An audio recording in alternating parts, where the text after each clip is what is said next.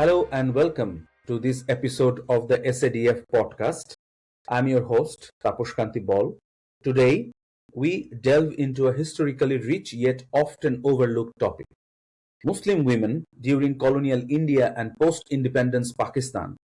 This conversation invites us to revisit how Muslim women navigated the complex intersections of gender, religion, colonial rule, nationalism, and evolving state structures, forces that continue to shape identities and rights in South Asia today. To guide us through this fascinating journey, I am honored to welcome Amna Latif, an eminent scholar from Pakistan whose research focuses on gender studies for the last 10 years, education, and Muslim women's lived experiences. Her work offers deep insight into how historical legacies continue to influence the social and political landscapes of contemporary Pakistan. Stay tuned as we explore the stories, struggles, reforms, and resistance that have shaped the lives of Muslim women from the late 19th century all the way to present day. First of all, welcome to the podcast of SADF. And to begin, could you give us an overview of the position of Muslim women in late colonial India, as it was called before 1947? First of all, thank you very much for inviting me and letting me talk to this very important yet ignored or overlooked topic. So let me begin with an overview of Muslim women in colonial India. So let's start with 1857. After 1857, what happened? Since it was like a Muslim community was a kind of a direct hit list on British government, and it was like it was down morally, economically, and all aspects socially. So what actually Muslim social reformer actually thought to reform the Muslim community, and they put a Muslim woman on the heart of it.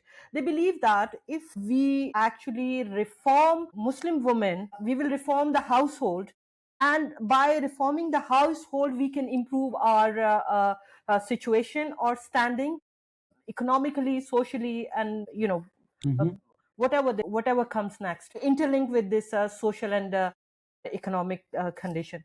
So they actually put women question on the heart of social reform movement, right? So when we say women questions mean that what, how, and why women is crucial for the reformation. For example, they take woman as a good mother and good wife, as I told you, to reform the household. By reforming the household, they believe that they can always reform the outside situation or condition. So they can always grow further, or they can retain whatever they left with them in terms of power. So when they put the woman question in the heart of, in the center of social reform movement, the question arises that how to reform them, and they think of education. So they believe that by educating Muslim women, they will actually reform the basic idea of womanhood. Right. So I, yeah. I will ask you this, that why British rulers targeted especially Muslim women and their education. You answered that they were targeted because they thought that through reform of Muslim women, household, economically, socially, and cultural changes will be introduced. But was there any other political intention behind it? Have you ever ventured into that? Yeah, so let me small respond it by saying that actually Britishers, they actually targeted the whole womanhood. I mean the whole South Asian community, Right. because they believe that these are very backward, and actually they become as the savior of the woman. They They want. believe that yeah, the brown woman is crucialized or terrorized by the brown man. So let us come intervene. Our intervention could save these South Asian women. But So certain commentators like says that perhaps that was not necessary. Like right now, Yeah. you see, after like nearly 200 years down the path, we are going back to that. Because like for example, I can tell you the experience in Bangladesh that I am having. Right, in Bangladesh right now, young women, they are getting back to Sharia. They are saying Sharia is better. They are saying veil is better. Like just a few minutes ago, I was listening to this reel. So in that reel, one woman, she was telling other Muslim women that you should never question the intentions of your husband. If you raise questions to your husband's intentions, then 70 years oath of piousness will just vanish at the day of Qiyamah. These kind of things they're saying. This makes me question that whether we are at the moment in 200 years back, or we are really in 2026. Yeah, so it's a very good question. But you see that what I'm trying to talk on the question of women's choices. I Right. mean, what she choose. That was actually woman question, a good mother, good wife. That was that framed by the social reformer. Mhm. And women, if you look at to social reform movement, you will hardly find a woman a voice there, or woman agency there. Agency mean voice. So you hardly find actually woman's agency there through though through literature.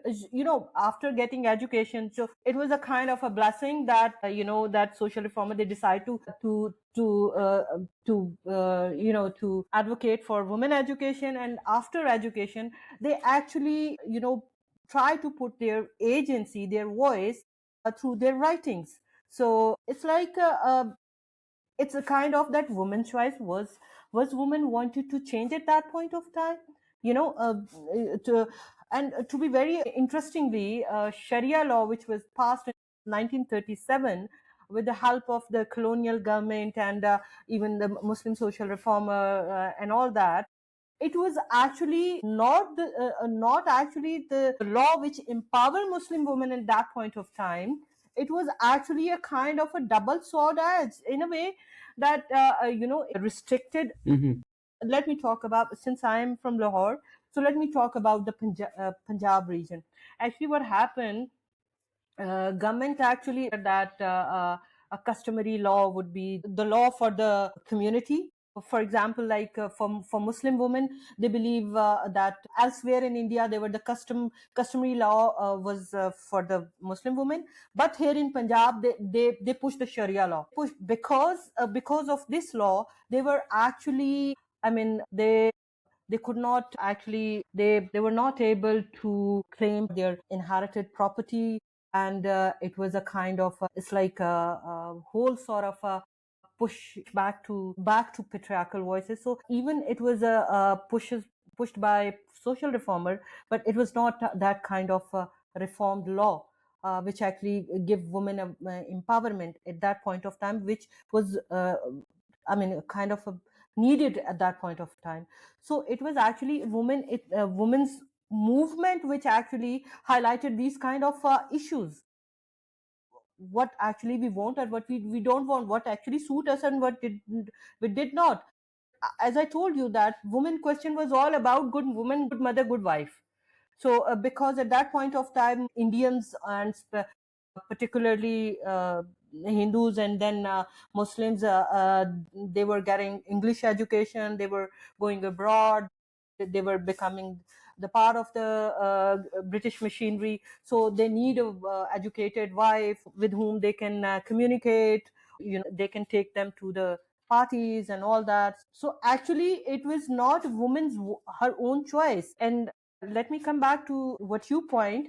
Even now in 2026, there are certain groups of women who advocate that hijab or parda is good thing, and you should not exercise your agency, or you should not voice against your not voice against patriarchy around you, because they believe that let's decide for ourselves. But a large part of a large part of the women, they don't agree. I mean, I don't want to go into hijab, and I actually I will tell my, if my husband said that let's go out for the dinner, I don't want to say no. I don't want. So it's like exercise your own agency or voice is actually a kind of very empowerment in itself. There are segment of women who advocate these kind of ideas, but I believe that larger part is not agreeing with. But I believe they, if they think so, they have a right to say so. Absolutely. I remember that I personally, as I say, always that I'm believed in the voice or the choice of women or any gender for that matter. So I would say, unless and until that voice or choice does not come into a direct conflict with the rights of another person, another human being. And That is yeah, what I'm yeah, saying. And another thing that I want to point it out is that I have no problem if a certain person believes in Parda. I don't have any problem with that. But the problem I have is that when you impose it on certain persons, so what that happened, actually I where don't you know kill the whether, woman empowerment. yeah, right. So the problem is, like, you see, one of the teachers, a female teacher back in the Asia Pacific University of Bangladesh, she said to her female student that you have covered your whole body. I cannot ascertain your identity, right? I cannot ascertain your identity when it comes to examination or giving presence, attendance in the class. So, Uh-huh. so I would just say that whatever, I mean, she says that even in the Holy Quran, it is said that you should cover everything, but not the face, so that your Yeah, identity can be ascertained. yeah, sure, sure, sure. The moment the teacher said that, there was this, riot all around that university, and finally the university had to fire her and one Okay, of her male colleague who supported her. Both of them are now suspended from university. So okay, great. when we stand now in 2026, it seems that this is a kind of an incident which took place back in British era or even Mughal era, perhaps. That could have happened at that time. But True. unfortunately, what is happening in the Middle Eastern countries is that women are now driving, which was not there earlier in Saudi Earlier. Arabia. Now, even you will find female drivers in the Middle Eastern countries who are giving you the service of Uber. So, when one Muslim country is going ahead and truly giving the voice to the women so that she can choose, on the other Okay. hand, countries like, Bangladesh, even Pakistan, or other countries, whenever I talk with women, it seems that they are adopting a wrong interpretation Mm-hmm. of the religious scriptures and imposing it on other women. So, Other woman. what do you think about that? How do you want to interpret that? So let me first tell you about the holy scripture, the Quran. Quran actually basically it's give us an outline, and to interpret, we have religious scholars, right? And after their interpretation, Quran itself says read and interpret, right? It is not that rigid, you know. So, for example, Turkey is Islamic, Egypt is Islamic, Absolutely. right? So it's like saying the Bangladesh is Islamic, Hmm. Pakistan is Islamic. So we have choices. I my education, master's, MPhil, PhD is from Punjab University here, which is a public sector university, right? So it's like it is not that we are actually forced for the veil and all that. So problem actually what happened when certain religious scholar actually interpret for their own propaganda, I will say. When it comes from certain certified set of people who are authorized for this, then so all of a sudden it's just become a kind of a rigid text, and everybody is forced to follow that. But in reality it is not like that. Let me, as you told, that even Quran actually it says that just cover all of your body, but except your face, because if we talk about Hajj is actually in Makkah. Mhm. It was, women are not allowed to cover their face. Right. That's what the So teacher what says. else? So what else?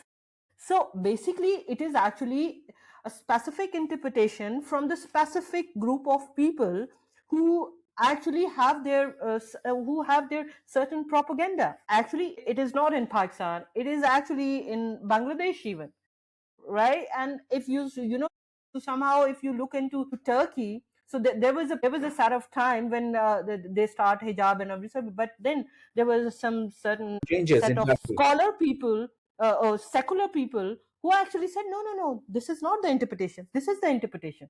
So when you just stand in front of them and challenge their propaganda, they will say, okay, okay, okay. That is actually the question. The social media narrative is actually introducing this.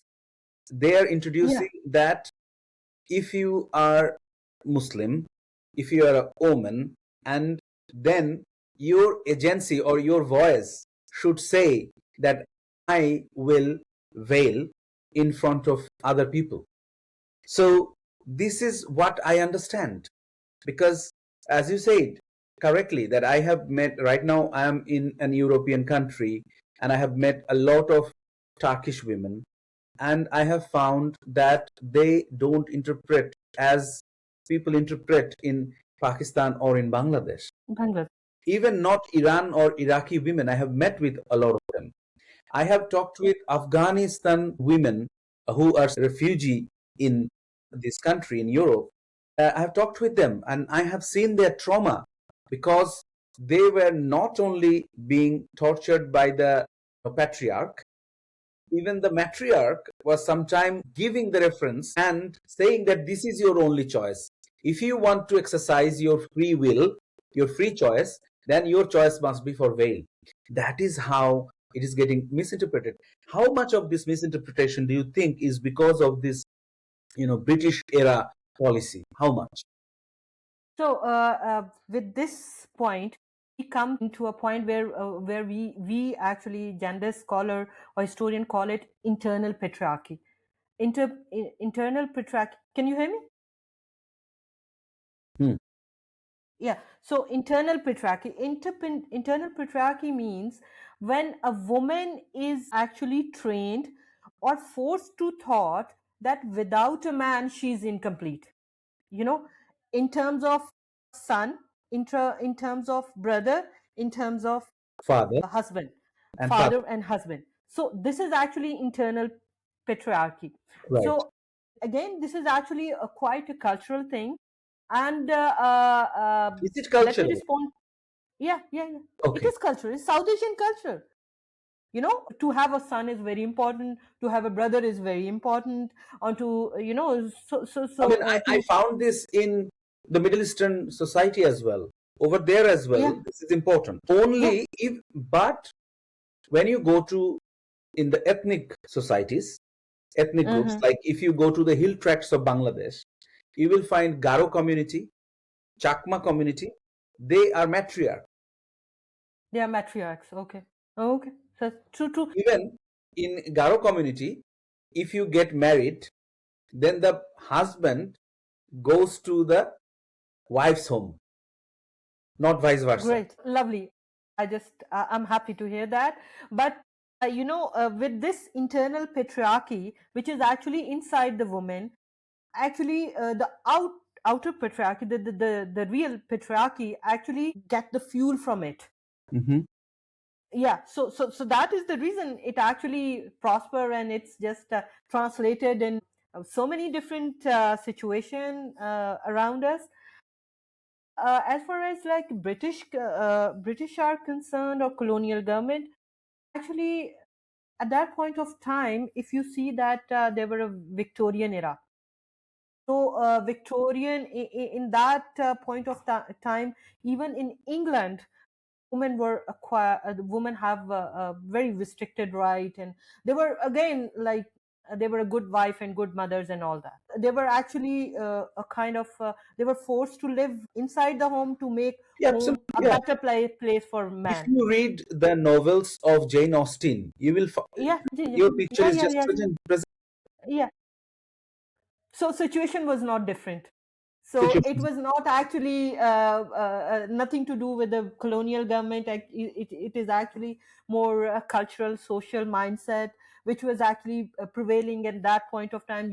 We are talking about 18 and early 19th century. So it was like a kind of everywhere. If you see in Europe, if you see in America, and everywhere, But women were supposed. do you think, compared to, I don't want to sound very oak, I don't want to be sound very oak, but do you think that South Asian women, particularly South Asian Muslim women, they suffer more or they face more challenges than the Western women?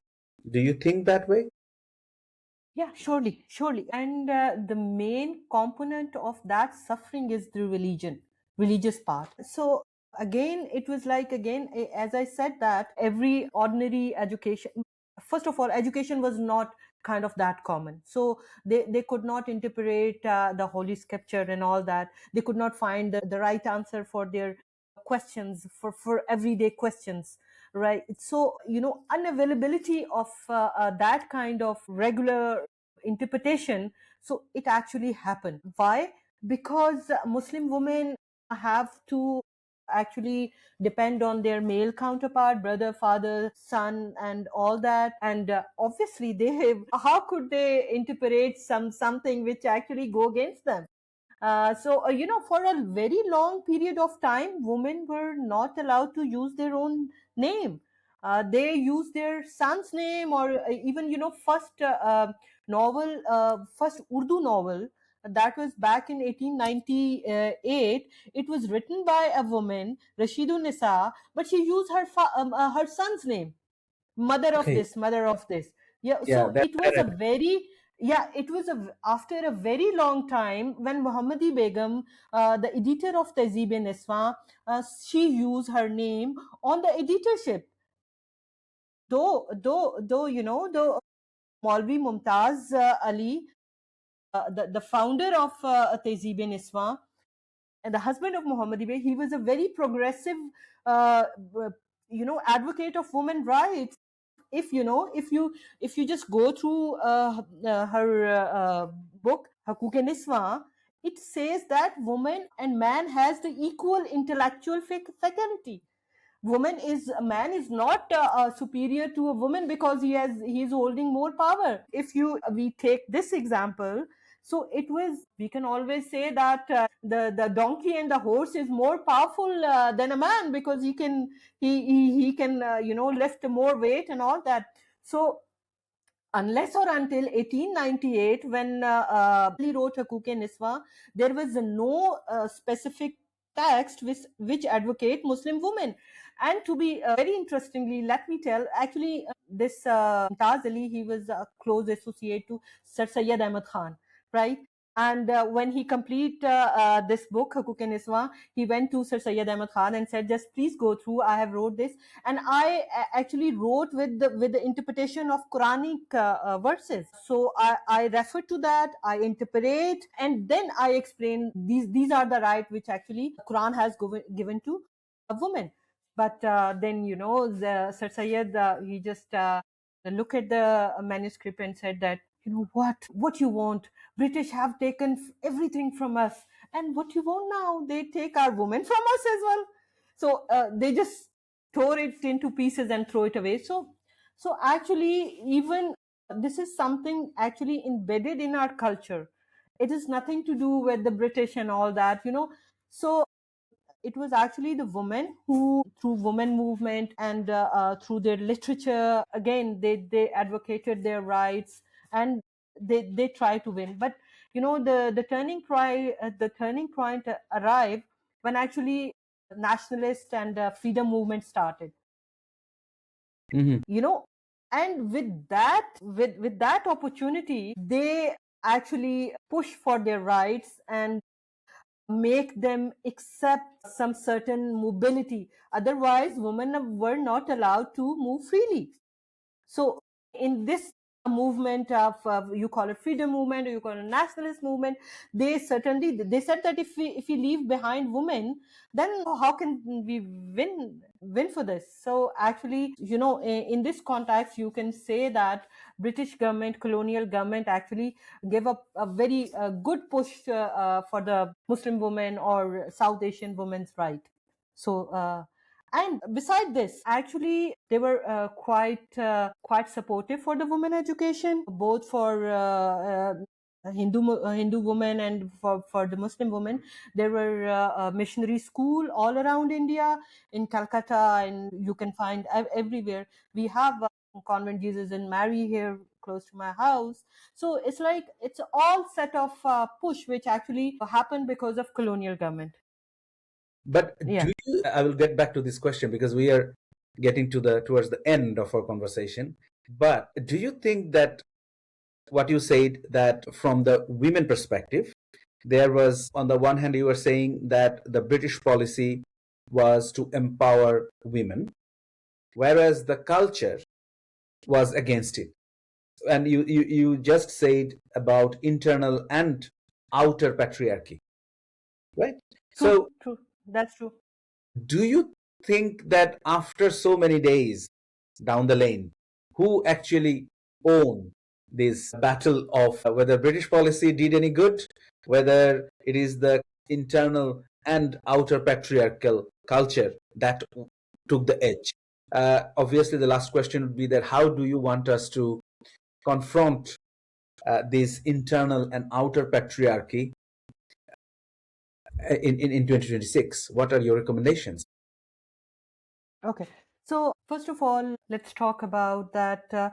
Who was British colonial government was actually the hero of the women's empowerment or woman itself? Right. Am I right? Yeah. Right. A very simple answer would be that without a woman themselves, nobody can be achieved to this point where we are today. So definitely, colonial government they supported women education. With women education, they give actually uh, uh, the chances the chances of employment for women as a woman teacher. There was a there was a scholarship announced back in uh, 1902, I guess, if correctly I say. And the idea was one Hindu and one Muslim woman, they will go to London to teacher training college, Mhm. and they will get trained for 1 year, and then they will come back. And because even at that point of time, women education were mainly move around with on the woman teacher. So there was actually dirt and scarcity of the woman teacher. For that, women education project was suffering. So for that matter, actually, colonial government gave a very good push, support, a real support. Because of that support, when women get educated, they actually define power or agency by themselves, and they struggle and they reach here where we are today in 2026. So now, if we talk about 2026 women empowerment, so South Asian region for last 2 or 3 decades is experiencing a very hyper activity of economic growth. So with economic growth, obviously there are social changes, right? Mhm. So and women are more demanding for the greater mobility to and want more work opportunities. So for this center to these points, I believe that women are actually, and let's not ignore the social media or the Mhm. IT sector, which actually give a woman more agency and more voice for their rights. In IT sector, they have give you the liberty to work from home, and I feel that even in Pakistan or elsewhere, uh, this actually, at least this field, this IT sector, is actually a kind of a gender blind, in a way that it actually giving the equal opportunity to women and to men, because they actually they can do it from work from home.